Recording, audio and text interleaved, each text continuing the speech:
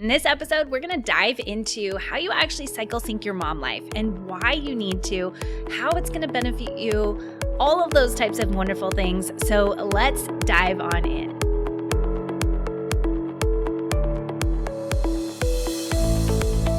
All right, so here's the truth.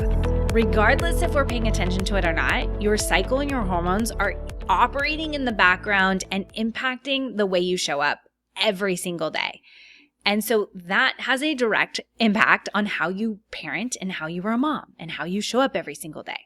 So just like a computer, if you are not paying attention to what's actually happening in the background, like your software and your hardware, you just assume that everything's going fine and everything's going well until you run into a hiccup, right? Like your computer slows down, you have a virus or something. And like me, right now, my computer is going uber slow.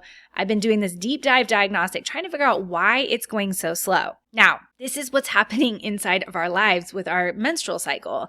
It's happening and operating in the background. So instead of letting it just happen in the background, when we bring it to the foreground and we start to pay attention to it, then you get to start actually leveraging it. That is what we do over here at Cycle Advantage. We take your cycle and we help women in business begin to actually use it to leverage and to reach their next game, to hit their next level, to attract new clients, to increase their revenue, to feel more balanced between life and business and all of those types of things. But recently I had somebody reach out and was like, how does this actually work with just kids and like mom life? How do we pull this in if we're homeschooling or we have a 9-to-5 and all of those types of things? So that is what this episode is going to be about, because regardless of what we're doing, if we're working a 9-to-5, if we are staying at home with our kids, or we're building a side hustle, or we're building an empire, whatever we're doing, our cycle is there operating in the background. All right, so we're going to talk about 3 big ways that you can actually leverage and use your cycle in regards to your mom life and how you're parenting and all of those types of things, okay? Number 1 is going to be embrace your rhythm. Right? We know that you have this cycle that's going on in the background. You have your follicular phase and your luteal phase. You have estrogen and progesterone. You have all these different things and changes that are happening through your month. Now, I like to break it down into the 4 phases, but also those 4 phases we can categorize into 2 halves of your month. So we have your inner phase and your outer phase. Both of those have very different dynamics in what you feel like you want to do.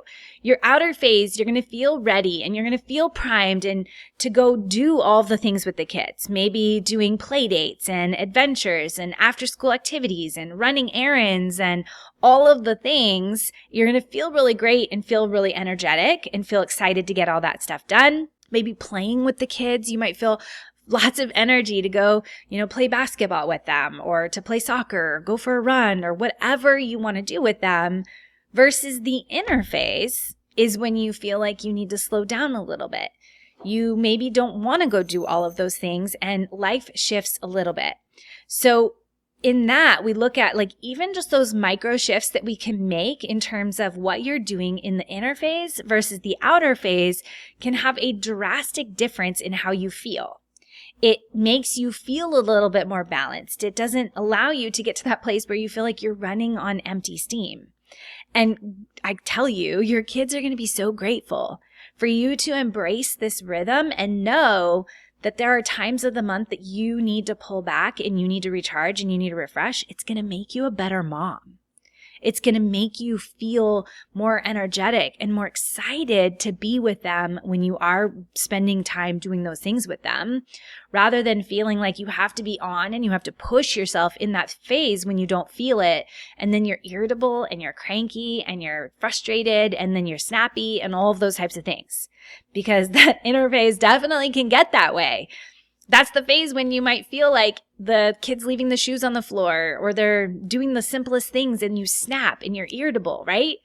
We don't want to be that type of parent. And so those are the awareness of those 2 phases and knowing like I can go and I can be on and I can be fully present and show up with them and do all of these things in this outer phase.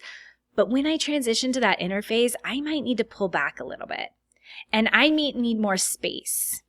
And if you particularly have younger kids, you still can do things with them and still keep them entertained by doing things that are a little bit slower, right? For me, when my kids were little, I loved playing doctor because I could lay on the couch and they would pretend that I was their patient and they would be like all doctoring me up, but I literally could just lay there and do nothing. Totally veg out. Or maybe you play hair salon and you sit there and just let them like play with your hair or any of those types of things, right? There are ways to adapt and make sure that you can still be with your kids and still be present, but also acknowledging that you have a lower level of energy. You have some space that you need to create. And so when we can embrace this rhythm that you are sometimes full of energy and sometimes really great and you want to go do the play dates, you want to go do all the after school activities and go do all this stuff, whereas another time of the month, you maybe just come home and relax and spend a low evening at home. That's totally okay. In fact, it's probably more than okay. It's probably something your kids really need to see you doing. Because right now in our world and our society, there is a big push to keep our kids busy, to keep them going, and we're overstimulating most of our kids. Most adults are way overstimulated. That's probably partly why so many adults feel like they have ADHD is because we've trained our brains to be needing constant stimulation, to be constantly moving. And so when we don't have that, we feel out of focus. We feel like we're distracted, right? Your kids need to learn what it feels like to be bored. They need to learn what it feels like to slow down. And so you modeling that with your own body and your own cycle and your own rhythm, you're actually giving them a very good leg up and a very strong asset. It's not this weakness thing that where you're teaching your kids that I think sometimes we think that it's a negative thing that we're needing to slow down or that we're needing to take these breaks or that our cycle is impeding the way we parent. But in fact, the reality is you're teaching your kids from a very early age that rhythm and the creating this balance is what you need to thrive as a human being. That's powerful. That is amazing. Like take that and own that and know that you taking some space and pulling back is an asset that you're giving your kids. It's a skill that most of the world doesn't know how to do. And you're giving it to them by learning how to lean into your cycle and trust that rhythm. So now number 2 is to lighten your load. There's a lot that as moms we're carrying, a lot of different things we're juggling, a lot of different things that we're doing. And there's a lot of ways that we can lighten your load, particularly in that interface.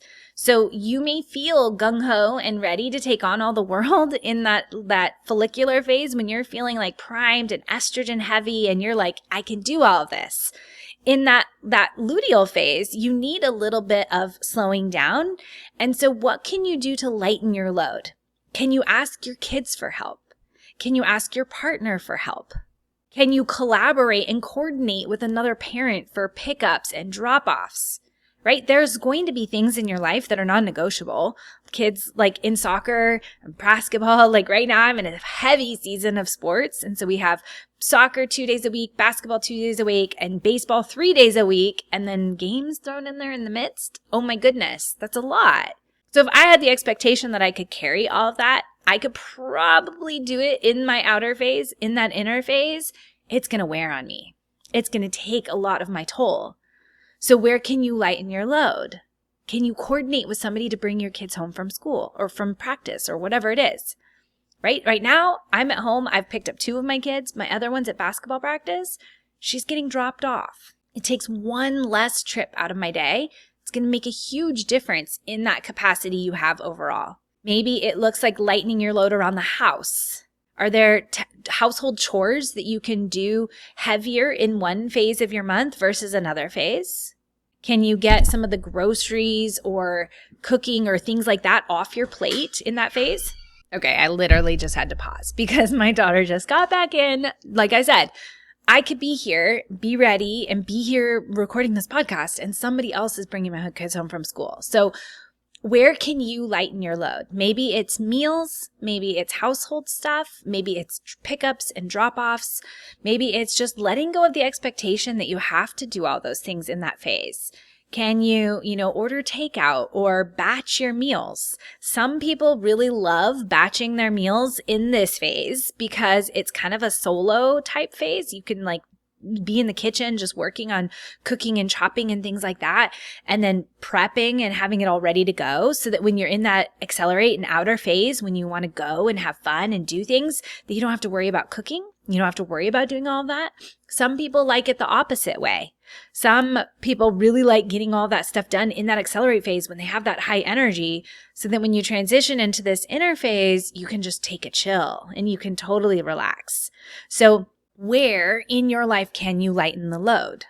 Where can you ask for help? Where can you delegate? Where can you get things off your plate? Where can you shift your expectations? Those expectations of what you need to be getting done. Now, lastly, number 3 is going to be microdosing your self-care. So oftentimes I think we have this expectation that we have to do these big things for self-care, but really we want to, especially in that inner phase when you're more prone to triggers, you're more prone to feeling overwhelmed, you're more prone to feeling like you're going to yell and get frustrated and angry or triggered, all those types of things in that inner phase. What can we do to help lower that threshold? Where can we infuse small little doses of self-care to help pull that back? I oftentimes love going for a walk or getting out in nature during that phase because it's something I can do with my kids, but also is so restorative to me. So that one's huge, especially getting out and doing something that's movement based, going for a walk or a bike ride or just going to the park or any of that type of stuff can definitely be one of those things that will help lower my threshold and help keep me sane the rest of the phase, right? The rest of the day. Another strategy I really use is going to the library. So my kids love reading books. And so if I take them to the library after we go pick up from school and we come home, they will spend the next couple hours reading. In fact, that's what they're doing right now. My little ones, I took them to the library directly after school. They picked up a bunch of books. They get home. They're both in their bedrooms, solo. They're quiet. They're reading books. They're feeling totally fine. And it gives me a moment to breathe. It gives me a moment to be here recording this podcast, but oftentimes it gives me the moment to make dinner in peace, in quiet, without somebody sitting there nagging at me the entire way I go making through dinner, or me having to break up a fight, or me having to constantly be on the whole time. It gives me just a moment. It's like a micro dose of self-care throughout the day, right? So in that inner phase, we want to really be paying attention to where can you microdose the self-care? Because on average, your threshold towards overwhelm is going to be much higher during that phase than any other phase of the month. And so be really intentional about increasing the self-care. But like I said, sometimes it doesn't feel like we can go out and just go, take a bubble bath, which is great. I oftentimes take a bath during that phase. But maybe going and doing a big thing where you get time away and spend time is not going to be the key thing for you. You're not going to be able to do that. So how can we microdose that self-care? The other piece of this is when you know where your limits are, right? Going back to this idea of embracing your rhythm, when you know what these rhythms are and what that self-awareness of where you're going to be on and when you're going to need that extra self-care, it allows you to set better boundaries. You're going to know what your capacity is and be able to say yes to things or no to things like play dates or adventures or friends or whatever it is, because you're going to know what capacity you have. And so then you stop overexerting yourself. And then what happens is it doesn't require so much microdosing self-care. It doesn't require so much self-care to keep you sane, to keep you level. You're going to be thriving more at that overarching level all the time rather than having these vast, massive extremes. I can tell you, your kids will be so grateful to you when you start embracing this rhythm and you start cycle syncing with your body. And it's the small things, the small little areas. Even just communicating to them, hey, mom needs extra space this week. Mom needs extra help from you. Can you help me out? I just need a break. I need a little bit of quiet time. Can you guys give me 5 minutes? Can you allow me to just go for a walk real quick? I'm just going to sit here and stretch really fast. It doesn't take a whole lot for you to just be intentional, calm yourself down, and I guarantee you, one, you're teaching your kids that that is okay, which I think that's far beyond valuable. Two, they're going to be super receptive to that. Maybe not initially, like if it's something that's totally new for you, they may need to learn that, but it's okay. It's okay for them to learn that. And three, you're helping establish this balance and this rhythm in your lifestyle overarching. Okay, so recapping really quick, we have embrace your rhythm, lighten your load, and microdose your self-care. Those are three strategic ways that you can cycle sync your life with mom life and help increase the way you feel overall, how sane you feel, how balanced you feel, and it doesn't require a whole lot of overhaul of your life. Really, truly, you don't need to overhaul so much in order to get the benefits of cycle syncing. Okay? If you're feeling like, I don't know how this applies, I really have these questions of like, what if XYZ? Send me a DM on Instagram or my email, wherever you want to send it to. I'm happy to help problem solve it and help give that clarity on what you need specifically for your life so that you can really embrace this, okay? I will be honest, this was like the fourth time I recorded this episode because the first two I was not in love with. I just knew there was something I was missing. And then the one I was like, this is good. I noticed it wasn't recording, like it stopped recording midway through and I was like, no. So we're re-recording. So here we are. We're going to wrap up this episode. I will see you next week. I hope you have a fabulous week. Embrace your cycle this week and really use it and leverage it to create that balance and give you that extra edge and really rise to the top of all you're capable of doing. Because truly, your cycle is your superpower. All right, have a great day.